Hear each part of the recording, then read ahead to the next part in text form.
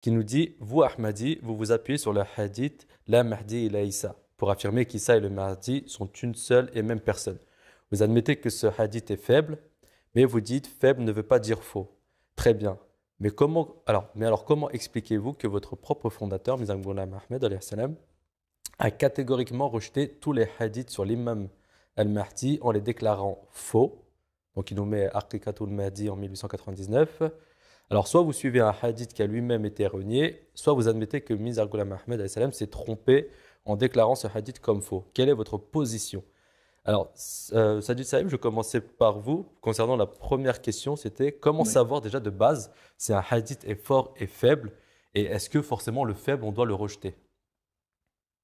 Donc, pour revenir à la première partie de sa question, ou de sa déclaration, en fait, c'est parce je pense qu'il a entendu quelque part que ce hadith la Mahdiya illa Isa ibn Maryam, qui apparaît dans le Sunan ibn Majah, serait d'un hadith faible, alors que en vérité, et ça il faut que les gens le comprennent très bien, la seule raison pour laquelle les membres de l'orthodoxie musulmane, les opposants de l'Ahmadiyyat, considèrent ce hadith comme faible aujourd'hui, c'est parce que ce hadith contredit très clairement leur croyance selon laquelle Isa et Mahdi représentent deux personnes différentes. Par exemple, Al-Albani déclare dans l'un de ses livres, Albani qui est un compilateur, un authentificateur de hadith, si vous permettez l'usage de cette expression, hautement respecté par les membres de l'orthodoxie musulmane, il déclare هذا الحديث تستغله الطائفة القاديانية في الدعوة لنبيهم المزعوم غلام أحمد القادياني الذي ادعى النبوة. Ce hadith, dit-il, est exploité par la secte Qadiani,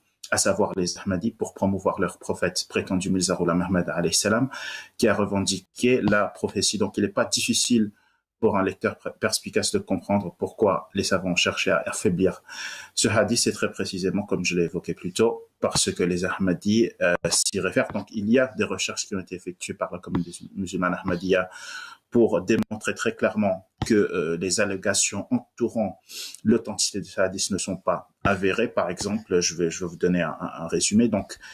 Euh, euh, c'est donc l'annotateur, un commentateur des hadiths, et en particulier du Ibn Majah, il déclare que selon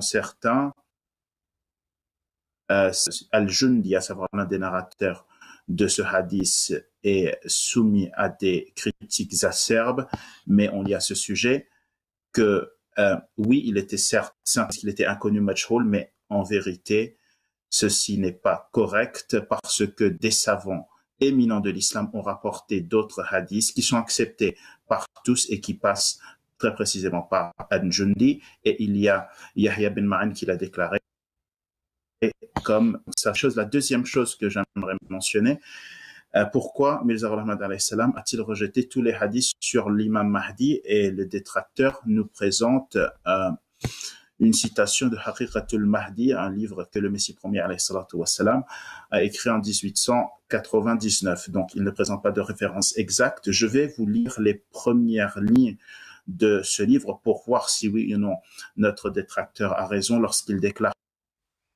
que le Messie premier de la communauté musulmane Ahmadiyya a déclaré que tous les hadiths se rapportant à la venue du Mahdi ne sont pas fiable, clair, à la page 1 de son livre Haqiqatul Mahdi.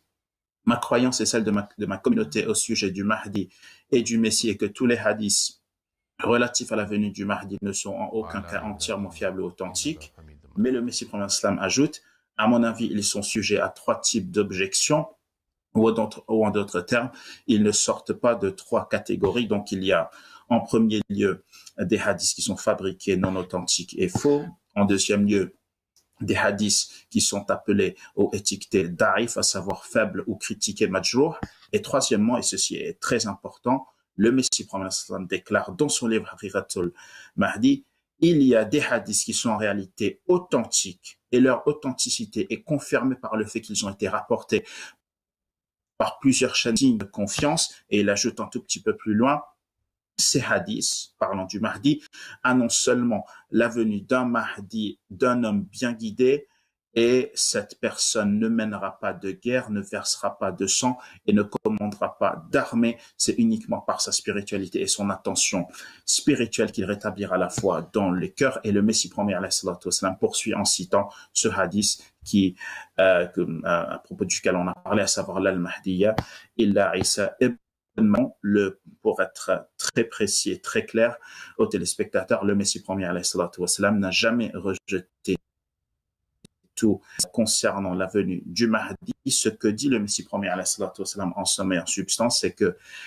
vos propres savants de hadith, que les hadiths se rapportent au Mahdi sont pleins de contradictions. Donc, au lieu de juger mon authenticité, ma véracité à la lumière d'un ensemble de hadiths qui sont pleins de contradictions et qui n'ont, jugez-moi plutôt à la lumière du Saint-Coran, qui est le livre révélé par Allah subhanahu wa ta'ala, et à la lumière des hadiths authentiques comme ceux que l'on trouve dans Bukhari et dans Muslim et qui font allusion à la venue non pas du Mahdi mais bien d'un Messie à l'instar de Hadrat Isa alayhi salam, Jésus fils de Marie, qui est apparu 14 siècles après Moïse. Donc pareillement, lorsqu'il est dit dans les hadiths authentiques que Isa apparaîtra à un moment donné de l'histoire de l'islam, cette déclaration ou ces déclarations font référence à l'apparition d'un individu dans l'esprit et la puissance de Jésus alayhi salatu wassalam, qui apparaîtra 14 siècles après sallallahu alayhi wa sallam pour initier un processus de reviviscence au sein de l'Ummah muhammadienne. Et c'est exactement à cette époque que Hadrat Mirza est apparu. Jazakumullah.